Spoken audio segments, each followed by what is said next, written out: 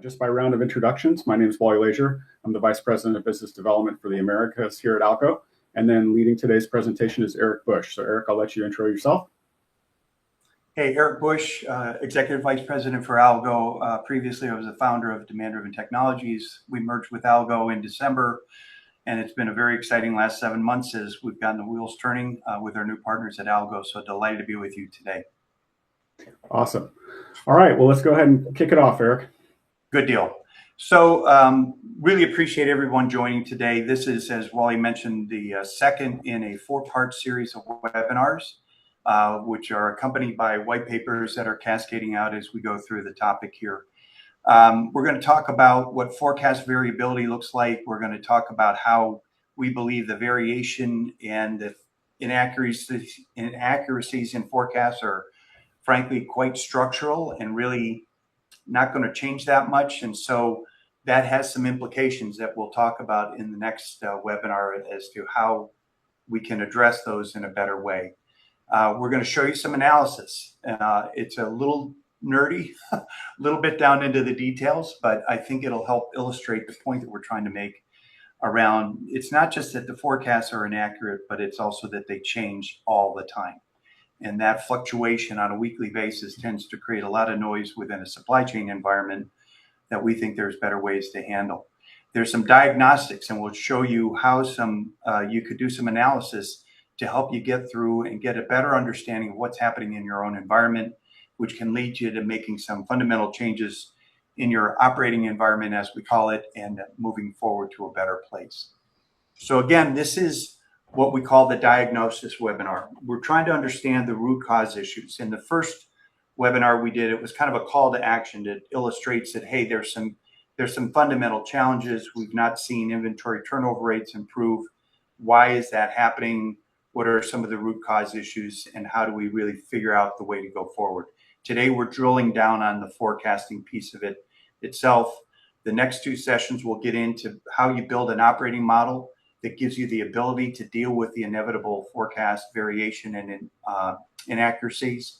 And then also some considerations in the final one around how do you deploy this across an organization. This is relatively a significant change in the thinking of how to approach supply chain. And so with that, we're going to go back a page. This was the chart that's kind of my reason for existing. This is from the U.S.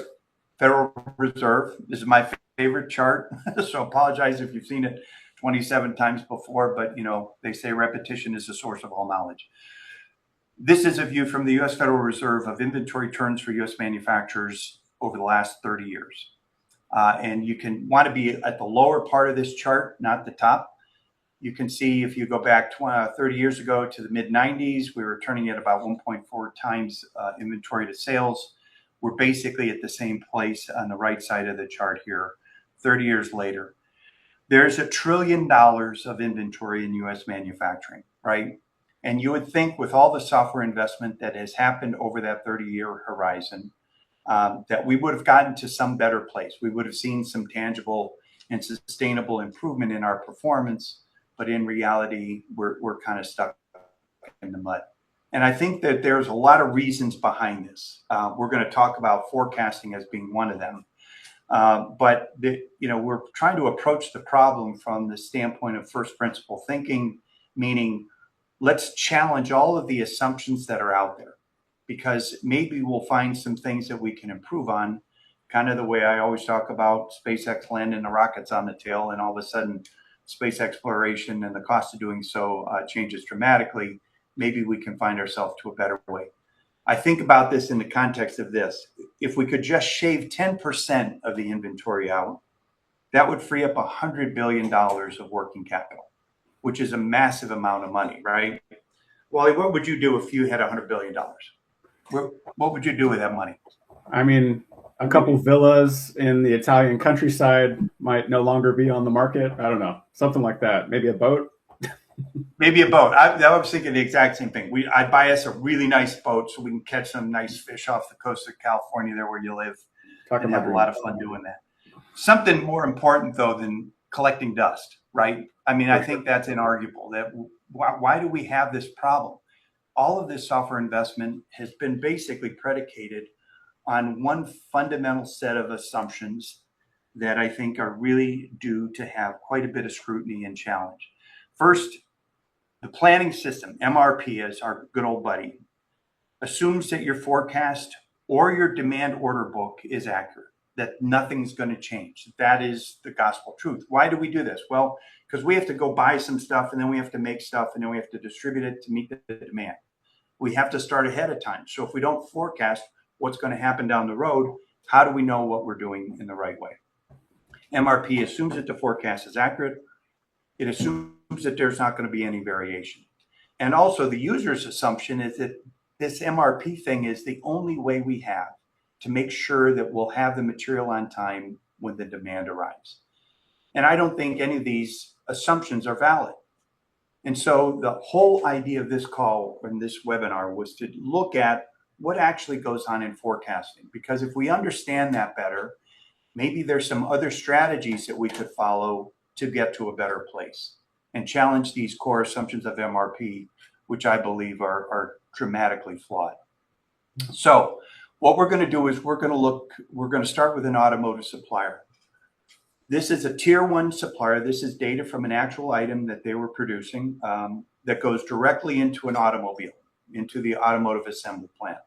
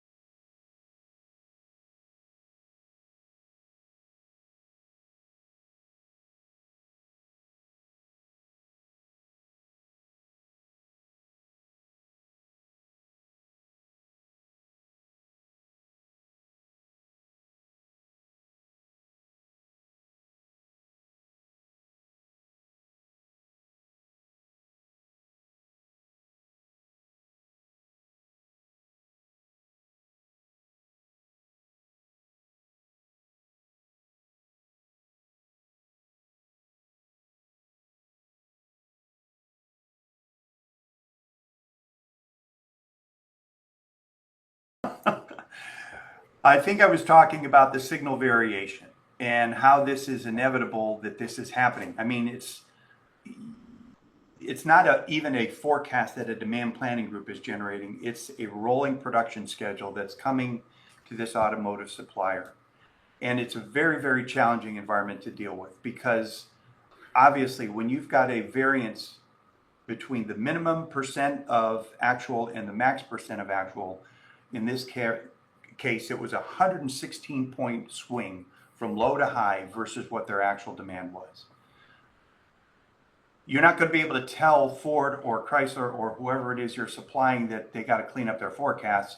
You're going to have to learn how to accommodate and work with this. And that's kind of the problem statement that we're trying to raise here, is that this is inevitable. It's going to happen to you. And you can kind of try to wish it away and the like, but the reality is that it's going to change. Maybe in some automotive companies, they're going to give you more stability. Maybe in others, it's going to be more noisy. But you have no control over this, so you have to learn how to accommodate that. Now, let's take a look at the retail environment. This happens to be a consumer electronics product. We're showing the information a little different. We've highlighted the 13-week periods coming up to the actual demand. And you can see here the variance that they've experienced over those periods on average has been around 61%. This is at an item level. And some of the forecasting pundits out there will say, well, that's why you don't forecast at item levels, because it's inherently more difficult. And if you get down to item at a store level, it's going to get even more inaccurate. This is at a channel level, meaning a given retailer, this item's selling through a given retailer who have many, many, many stores, right? Now, the argument would be, well, some of the forecast pundits will say, well, that's why you forecast at category level. If we look at the category level, what we're going to see is there still is a 37-point swing. There were, in this product category, about a dozen cohorts that were in the similar category of electronic device. I think this was headsets or something like that. Yes, the range is narrower, but the reality is that there's still a wide range of variance. And the reality as well is that consumers don't come into the Best Buy or the store and they're buying a range of products. They're going to buy whichever headset, whichever TV, whichever phone that they want that suits their preferences and their needs. So there is quite a bit to this that we have to understand and recognize. It's kind of, I hate to use the serenity prayer, but God grant me the serenity to understand and accept what I can't change, the courage to change what I can, but more importantly, the wisdom to know the difference, right?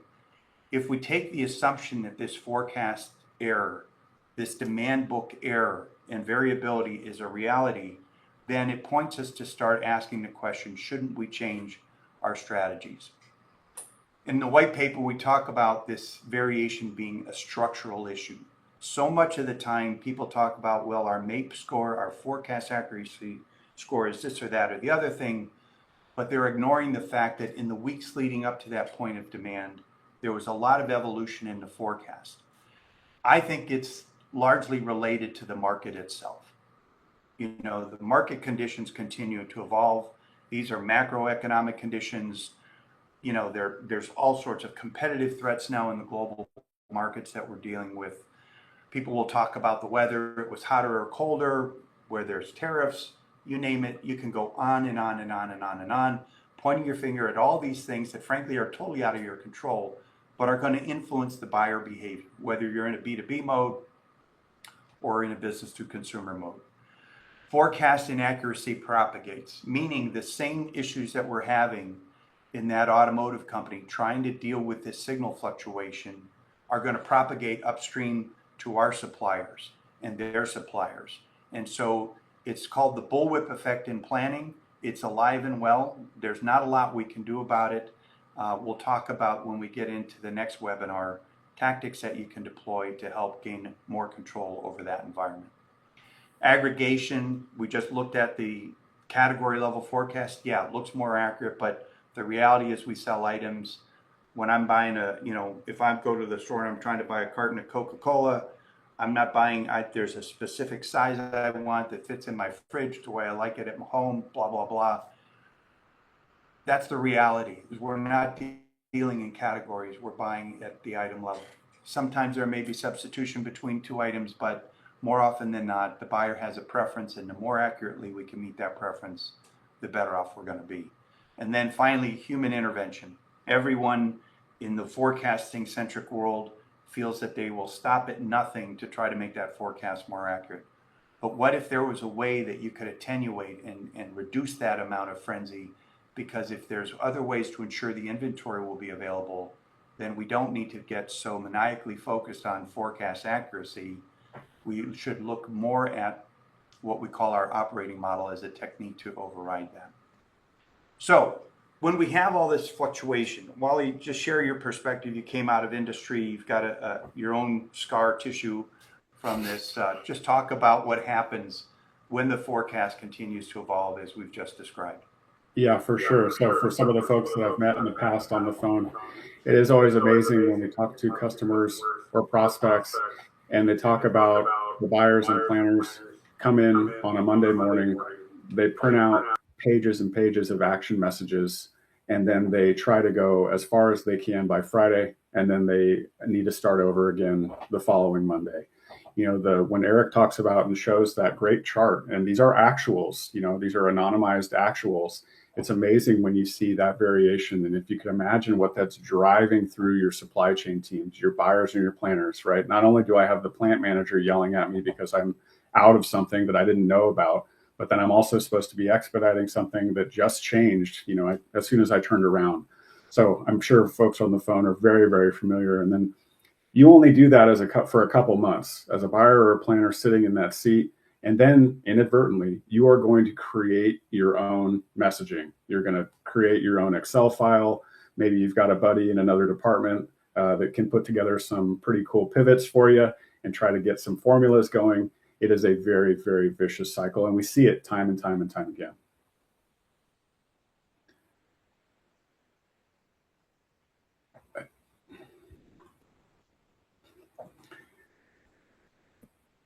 Hang on one second, Eric. You got muted there.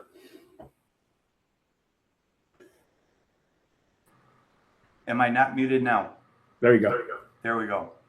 All right. So, and this propagates, and I think everybody has their own anecdotes and stories that they can tell. We rerun the MRP. It generates a new production plan, a new supplier release. The suppliers get angry. Well, I'm going to ship you what I had planned from last week anyway. And it results in all of this turmoil. And there's got to be a better way to get around that. Too much expediting, too much excess inventory, and a lot of user frustration along the way. So the offer that we have here is there's a way you can analyze this.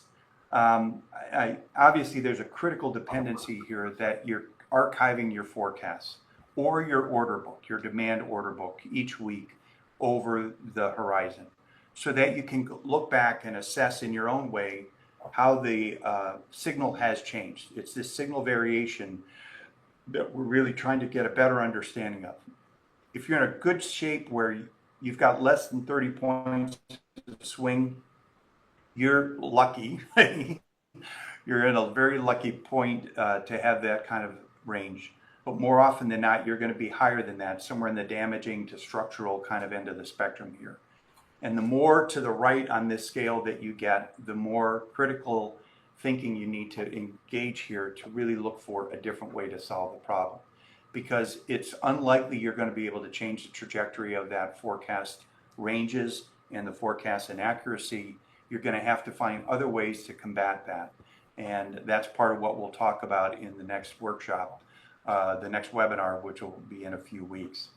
So I think this is really, really important to have this. If you're not tracking this, I definitely encourage you to get started, because by doing this, you're going to start to understand what's happening in your environment. And you're going to get into a place where you can really start applying some different thinking in terms of how best to get to a better place. Take 50 to 100 SKUs, the ones that are most at the center of gravity for your business, that are kind of at that sweet spot of where the revenue is, the volume is, things like that. Look back over at least a 13-week horizon, and I'd say analyze 13 or more, production weeks or shipping weeks or whatever. Get that waterfall going, socialize it within the organization, and then try to determine what those ranges are as they're illustrated in both the white paper and in this presentation, because it'll give you a sense of where on the map you fall. Are you in kind of that steady running place? If that's the case, God bless you, keep going, you're doing great. If it's more in that kind of middle to upper tiers, then I think you really have to go back to the drawing board and start asking some different questions within your organization as to how are we going to deal with this? Because my point would be, it's very unlikely you're going to forecast your way out of it. It just inherently is not going to be the path to greater success. It's going to be found in different techniques that you can deploy into your organization. What we'll talk about in the next webinar is what we call a demand-driven operating model. The proposition that we made in the first webinar was that demand-driven or pull-based tactics can yield dramatic improvements. We've had client after client after client achieve 20 to 30 to even more percentage reductions in working capital and inventory, while at the same time improving their on-time and full order fill rates, which is a paradigm that most companies, find you either going to do one or the other. You're not going to do both at the same time. How you operate your business, given the landscape that you live in, given the variation in the signals of demand that you get, whether it be from the automotive assembly plant that you're feeding into, or in kind of the more retail business to consumer environment where you're trying to assume what the new sales will be of a new item coming along, you're going to be dealing with variation not only in terms of what the actual result is going to be, but also in the weekly forecast each week as you progress towards that. An operating model that allows you to pace to actual demand changes the paradigm, because at least you're starting replenishment based on true demand. You're not guessing about the future. And from that, you gain a lot of benefits. And we'll talk about that in this next webinar, because if you can build that operating model, then you can divorce yourself from a lot of this frustration that you've been dealing with for so many years. You're going to get better inventory turns. You're going to get better service levels. And you're also going to find yourself in a far more manageable environment. The final webinar in the series will be on the topic of how do you deploy these new concepts into your environment. There's a lot of built-in muscle memory in organizations that has to be addressed as you move into more of a demand-driven operating environment. It's quite effective once you lay out the strategy in the proper way. And in that webinar, we'll talk about some of the tactics you need to deploy to help ensure your team can come along to get to a better place. So we have this idea of roughly right being better than precisely wrong. We have this idea, and we've shown it over and over again, that clients can get to a better result. I'm chasing that $100 billion payday when we can get inventory turns to a much better level, free up that working capital, go buy the boats, maybe buy Krispy Kreme and stick one in my backyard so I've always got fresh donuts when I want them. I don't know, but we'll find other ways to move forward in a better way. And so with that, we're going to stop here and take questions. Seems there are quite a few coming in. So Wally, why don't you kind of throw them at me? Yeah, for sure, Eric. I'm going to have to go mute back and forth just with the audio stuff that we're having, just FYI. So, or if just so you're aware. But some really great questions coming in here.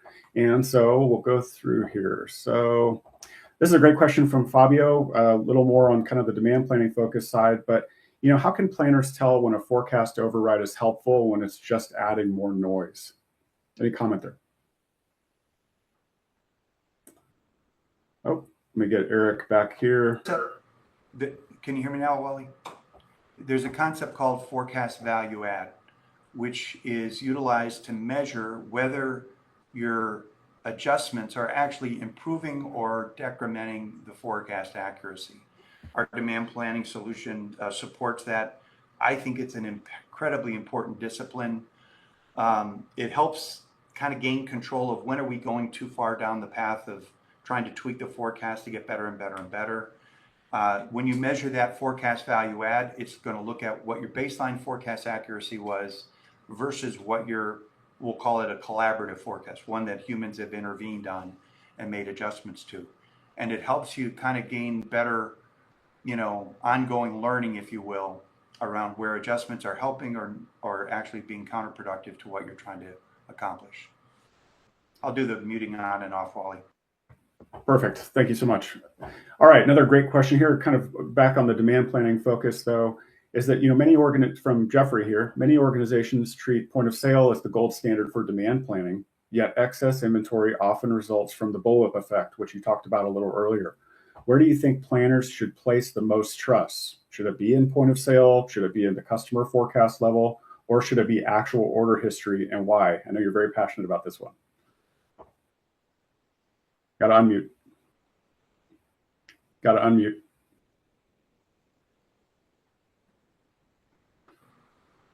Wally, can you hear me? Okay, thank you. Point of sale represents actual demand, and it is amazingly effective in that regard. Because we're not sure how to ensure we've got enough inventory on hand, we tend to plan to the forecast instead. If we knew there was a technique that would ensure that we would have adequate stock to meet the actual point of sale demand, then we could let that pull, just like a Kanban loop would operate in a manufacturing environment, drive when the replenishments should come. So I believe the point of sale signal is important. People talk about Internet of Things and other pull-based techniques and having sensors out there. If you can pace that to be the replenishing signal, when do we need to ship more? then the only thing you need to decide is what is the appropriate stocking levels. Too often when we put forecasts into the middle of all that, we create distortions. And it's quite interesting because we were working with a large global consumer products company that had their point of sale data for a certain personal care item.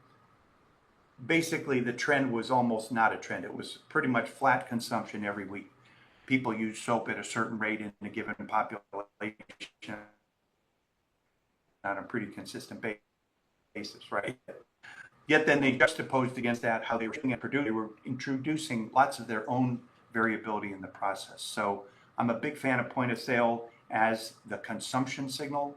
I think where you make the difference here in a demand-driven operating model, you come up with better ways of ensuring you've got the stock available so you don't have the lost sale situation. Excellent. Thanks, Eric. Yeah, a couple more questions here. We've got a really active group in the Q&A box. I appreciate that. I'm going to address a couple just on the fly here. Yes, Eric's white paper is going to be available for you. No problem. We can send it out to you. Everyone that's attending today will go ahead and get a copy of this webinar as well as the white paper that's associated with it. And then as Eric's mentioned with the series that's coming through, there's white paper documentation behind that. I think, so Fabio, you had asked, let's go ahead and go forward. We'll add this one here.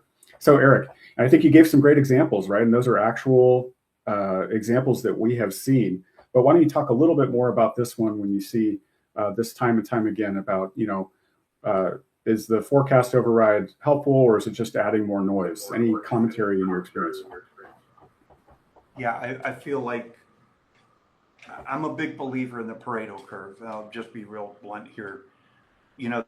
There's 20% of the actions we take are the 80% of the benefit.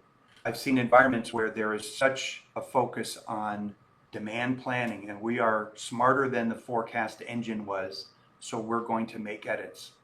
And we start to get too far down that path and it becomes, in some big companies, it's a whole organizational entity now, which has to justify its own existence. And because if I'm a demand planner, well, I'm going to make adjustments because I'm not going to trust the forecast. And I think that is a serious area that needs attention. I know of some large companies that we've talked to over the years who basically abandoned what they had put in place because they learned this same lesson, right? That it's kind of over the top. We can scale back and we're not going to lose a beat, right? We're still going to be able to service our market at the same rate or whatever. So I'm thinking about this from the standpoint of pragmatism. Are we really gaining a better benefit? And we'll talk about this in the design session on our next webinar. If I can build an operating model that can tolerate a certain amount of fluctuation, then anything I do to try to improve the forecast within that range is a waste of time, which some people may not want to hear, but that in fact is the case. And I think that's the key thing we want to tee up when we have this next conversation is how do we approach it in a different way, right? It's in some ways it's my, connection back to SpaceX. Once you figure out how to land the rocket and you preserved it, now it's just the cost of the fuel to relaunch. I mean, the game has changed. If we can find ways to bring balance to that while ensuring that the stock is available, like we said earlier, lower inventory, but better fill rates. Now we've gotten to ourselves to a much better place. And we actually have a construct around which we can understand how much extra work should we actually spend the time on to get to a better forecast. If it's within that range, then I would argue it's not really going to help us at all. Excellent. Yeah, and I think so. A couple other great questions here. And something I would add. So I think we got a question here from Shahir. So when you said to take 50 to 100 SKU location combinations by location, you mean stores or a channel? Something that Eric is probably going to talk about here as well is that as part of the IntuiFlow algo offering is we run simulations. It's part of our pre-sale activity. So what we can do is if you're open to it, we would actually take a look at some of your data, conduct some analysis. We do not claim that DDMRP methods are a silver bullet. There are parts of your business, there are channels There's new product introduction where you really don't have a good line of sight on history. You have to try to identify and kind of take some risks that is forecast based. So the great part, however, is that there's lots of flexibility within the platform to address all of those various planning methods. So depending upon what the need is, depending upon how you're planning, depending upon how you want to plan, lots and lots of different flexibility here. Another great question here that I'm going to kick over to Eric. Let me go ahead and throw it on the stage, and then I'll ask it here for you, Eric, real quick. So we've got a woman that recently created a 3-month proof of concept, which is great. Small SKU base, 20 SKUs. What sort of project timing do you tend to see for larger scale transformations? I've seen it go very fast. We've known to have worked with Coca-Cola Beverages of Africa. We did the first country in about a 2-month cycle. We then helped them with the next 2 countries, and then they rolled out the balance on their own. They were through the entire portfolio in less than a year, going country by country by country, given a lot of local conditions and the like. So I think it depends on the landscape of your environment, but it can go quite quickly. And we'll talk about that in the final webinar around deployment. It's important to understand the lay of the land, the context, the different operating modes that your company may be in, where you are in the make to order versus make to stock spectrum, things like that. So, but trust me, it's, the thing I've always been proud of is that you get tangible and sustainable results, rapid time to value, and it's at the end of the day, an easier system to be working in because it's got much more visible signals and it's decoupling a lot of the noise that we've been talking about on this call. Excellent. Welcome. If you could put up that QR code so our audience can get a view, because Wally was talking about the simulation offer that we provide. We can help you gain an assessment of what your, there you go, that's the QR code, of what your environment looks like and how much opportunity for improvement there is. Through this, we actually get your demand history, your item details, and we're able to show you, had you been using like DDMRP over the past year, what would your results have been? How different would inventory look? What would your service levels have been? If you had literally been on autopilot during that time, not adjusting orders, just taking them as they came, the day of the demand, et cetera, through the year. Quite revealing. You get a glimpse of the software as well. And inevitably for us, what ends up coming out of those discussions is we start to learn your environment better, understand why you may have certain challenges here or there and the other way. And that allows us to help you understand where DDMRP can be a great solution for you, where you may need other tactics to address certain business conditions that you run into. Excellent. I think that looks like I don't see any other questions here. Lots of really good questions. Again, appreciate the patience with the technical difficulties today. But just to kind of expand on Eric's answer there for you, Amy. Yeah, so as we see customers that are going down either the POC route or they're trying to evaluate, hey, if we were to roll this out at scale, what would this look like? The beauty is not to bash ERP and digital transformation projects that take 3 years. But the nice part is that you start to see results relatively quickly, as part of data validation exercises, as part of the analysis that's occurring via autopilot, which is a feature within Intuiflow. Very quickly, areas of issues start to bubble up, start to do some validation with buyers saying, yeah, that's not really the lead time. I didn't have the lead time in the ERP system, which is kind of nice because then you get to immediately address issues that might be driving some pain right now. So I'd be happy to talk to you some more if you're interested. So, all right, as we're rounding out here, Eric, I think that's what we've got from the questions for you. Well, thank you all for your attendance. I really appreciate your interest in what we're talking about here. The white paper is available, so we'll make sure that any of you that have an interest in going through that, very much appreciate any feedback on that. The next session, as we talked about, is that design discussion. That's actually going to be on, let me find the dates here. Hang on. One last reminder. Sorry. It's not in the deck. Oh, there we go. August 26th. we'll be back on stage with an update. And here's where we'll finally get into giving you an indication of where to go and how to go forward. And we'll talk about some of the inherent fundamental changes that we can make to help you get to a much, much better spot.